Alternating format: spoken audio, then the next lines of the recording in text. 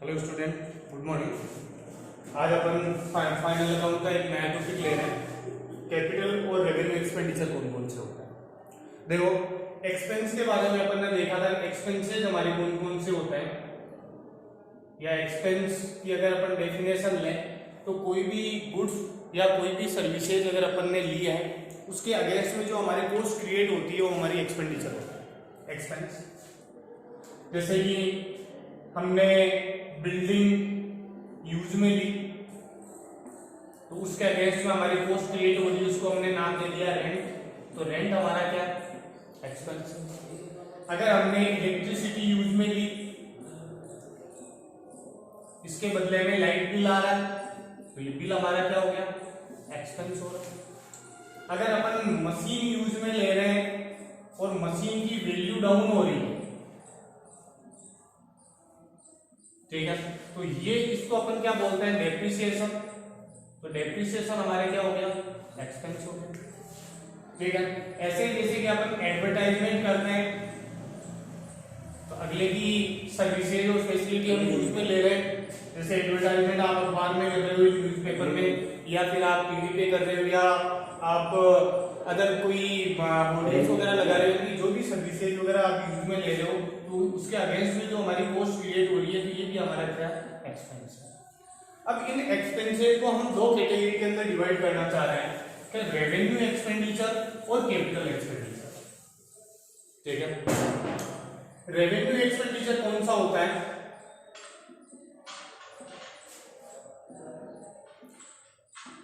ऐसे एक्सपेंसेस जिनकी services only for 1 year के लिए हमें मिलती है,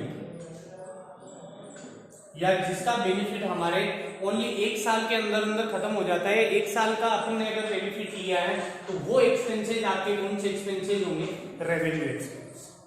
और ऐसे एक्सपेंसेज जिनका बेनिफिट अपन को मोर देन 1 ईयर, 1 से ज्यादा सालों तक मिलता रहता है, वो आपके कौन से एक्सपेंडिचर होता है, कैपिटलाइज, ठीक है, मोर देन 1।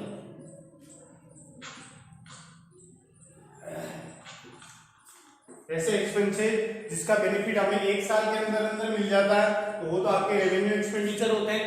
और ऐसे एक्सपेंसेस जिनका बेनिफिट अपन को मोर देन 1 ईयर तक मिलता रहता है वो कौन से एक्सपेंडिचर होते हैं, वो आपके कैपिटलाइज एक्सपेंडिचर होते हैं। जो रेवेन्यू एक्सपेंडिचर होते हैं इनको रिकॉर्ड P&L अकाउंट में किया जाता है, record in credit and P&L account. तो आपने देखा होगा कि P&L में जो सैलरी आ रही है, या रेंट आ रहा है, एडवर्टाइजमेंट आ रही है, ट्रेडिंग में जो वेजेज आ रही है, डिस्चार्ज, रॉयल्टी वगैरह जो अपन रिकॉर्ड कर रहे हैं, ये सारी की सारी आपके रेवेन्यू एक्सपेंडिचर, ठीक है। लेकिन अगर आपके कैपिटल एक्सपेंडिचर की बात करें तो इनको रिकॉर्ड कहां पे किया जाता है, in asset side of balance, balance sheet की किस साइड में, एसेट साइड में इसको रिकॉर्ड किया जाता है, ठीक है। तो रेवेन्यू एक्सपेंडिचर का एग्जांपल अगर अपन देखें तो कौन कौन से एग्जांपल है इसके, जैसे कि सैलरी बात करें अपन, सैलरी ये आपके रेवेन्यू एक्सपेंडिचर है, रेंट है या इंटरेस्ट है, ये आपके रेवेन्यू एक्सपेंडिचर है। लेकिन कैपिटल एक्सपेंडिचर ऐसे एक्सपेंसेस जो मोर देन 1 ईयर के लिए हो, जैसे कि आपके discount on issue of debenture,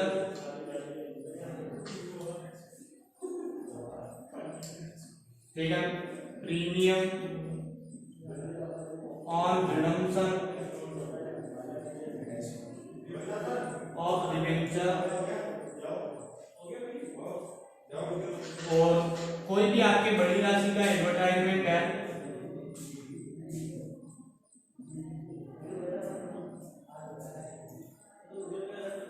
preliminary expenses है,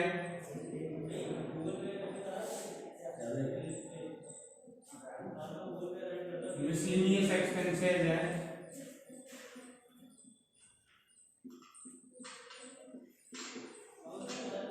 ठीक है। ये एक्सपेंसेस आपके कैपिटलाइज एक्सपेंडिचर में आते हैं, ठीक है। इनके बारे में अभी उतना डिटेल से नहीं बता सकते, थोड़ा बहुत बता देता हूं मैं। Discount loan issue of debenture. 12th में अपन पढ़ेंगे डिवेंचर क्या होता है। एक कंपनी शेयर और डिवेंचर इशू करती है अपनी फाइनेंशियल प्रॉब्लम को सोल्व करने के लिए। तो डिवेंचर अगर डिस्काउंट पे इशू किए हैं तो ये आपके मोर देन 1 ईयर का लॉस है। डिवेंचर का रिडम्पशन अगर आपने प्रीमियम पर किया है तो ये भी आपके मोर देन 1 ईयर का लॉस है। बड़ी राशि का कोई एडवर्टाइजमेंट है, जैसे कि हमने कोई 1-2 करोड़ का या 20-50 लाख का एडवर्टाइजमेंट करवाया जिसका बेनिफिट अपन को आगे 5 सालों तक मिलेगा, ठीक है। तो ये पार्ट में यानी कि 50 लाख का इन्वेस्टमेंट किया हमने, एक तरह से एडवर्टाइजमेंट किया, इसका बैलेंस शीट अपन को बेनिफिट 5 साल तक मिलेगा। तो हर साल 10 लाख रुपए तो अपन क्या रेवेन्यू एक्सपेंडिचर मानेंगे और बाकी जो बैलेंस बचेगा उसको अपन कैपिटल एक्सपेंडिचर मानेंगे बैलेंस शीट के एसेट साइड के अंदर दिखा।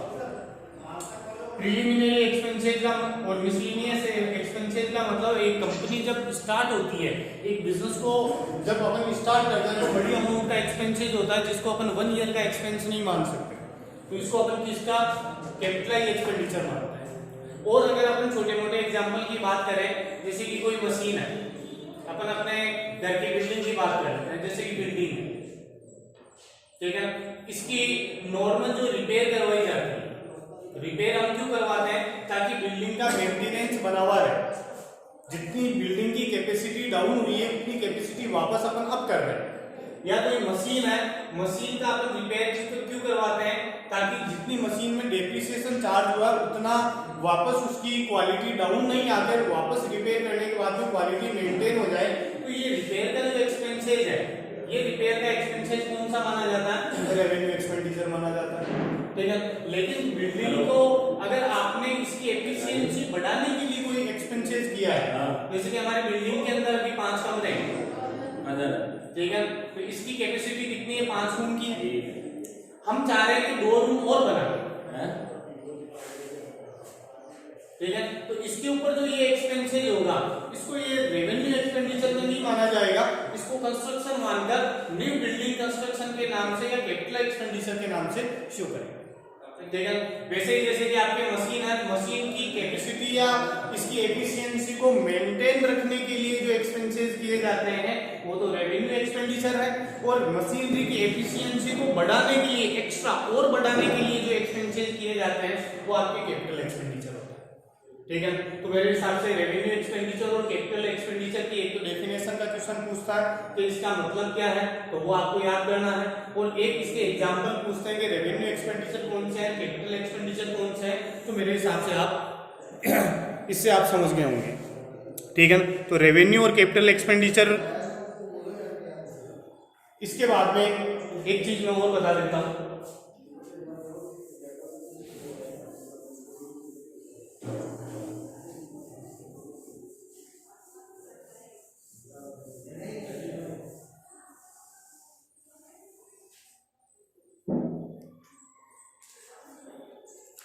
रेवेन्यू और कैपिटल एक्सपेंडिचर के बारे में आपके पेज नंबर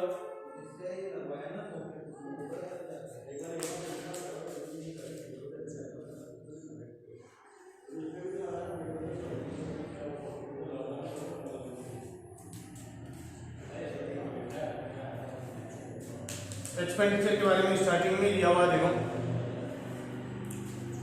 पेज नंबर आपके 321 से एक्सपेंडिचर के बारे में दिया हुआ है,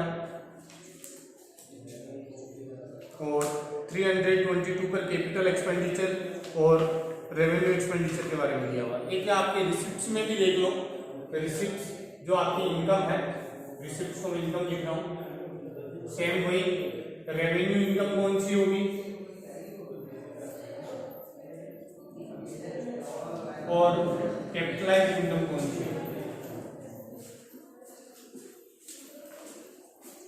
सेम यही चीज इसके अंदर रूल फॉलो होंगे। ऐसी इनकम जो आपके 1 ईयर के अंदर या ऐसी हमने कोई सर्विसेज दी है बदले में इनकम रिसीव हो रही है, वो अगर 1 ईयर की है तब तो रेवेन्यू इनकम होगी, और अगर मोर देन 1 ईयर की है तो आपकी कैपिटलाइज इनकम, ठीक है।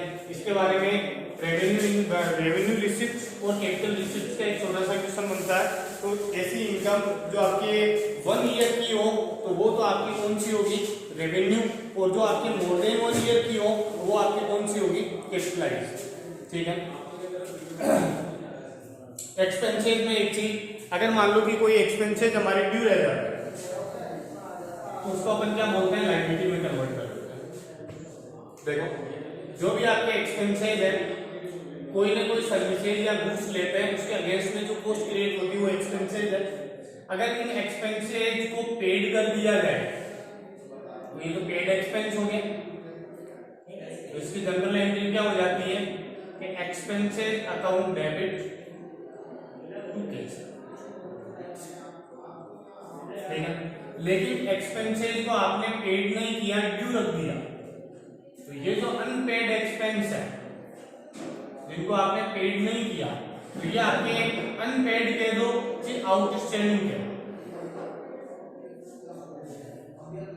ठीक है। तो ये हमारी क्या है, एक तरह से लायबिलिटी क्रिएट हो जाती है। तो आप एंट्री करोगे जो भी एक्सपेंसेज है, expenses account debit to paid नहीं किया तो टू कैश हो नहीं सकता, तो आप करोगे टू आउटस्टैंडिंग एक्सपेंस, ठीक है। वैसे ही कोई भी एक्सपेंसेज है इनको अपन ने एडवांस में पेड कर दिया,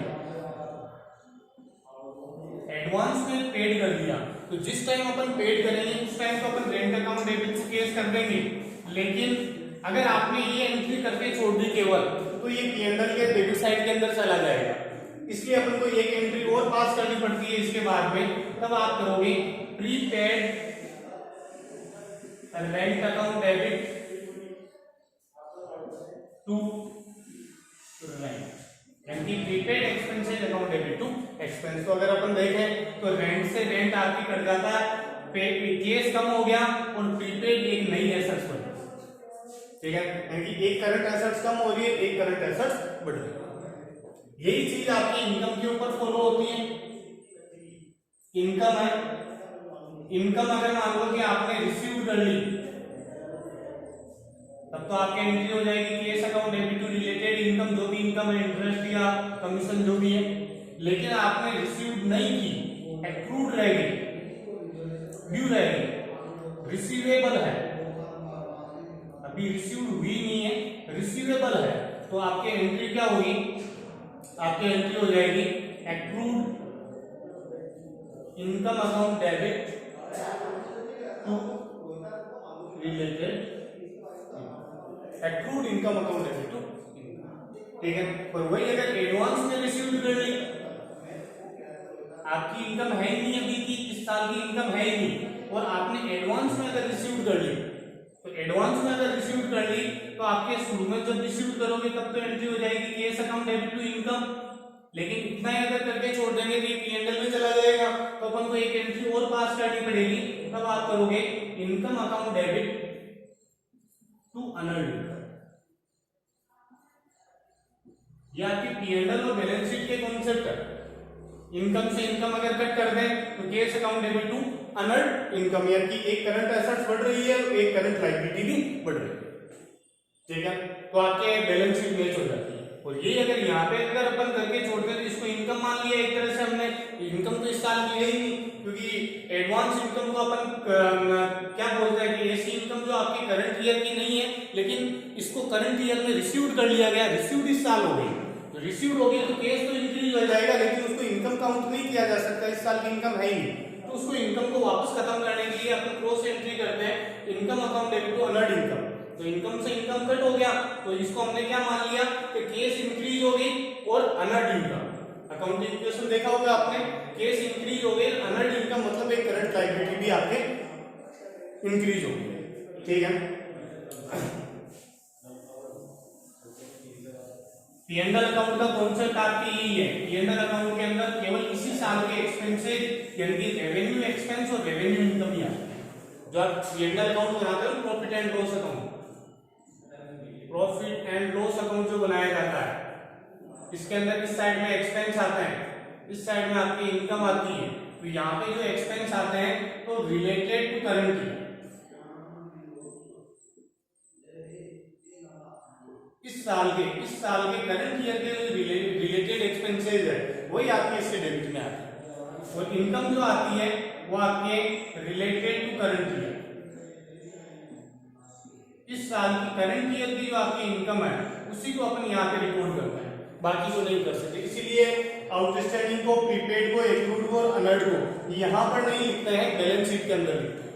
ठीक है, प्रीपेड एक्सपेंस ये एक तरह से आपके एक्सपेंसेस तो है, लेकिन कौन सा एक्सपेंस हो गया, ये रेवेन्यू एक्सपेंस हो गया।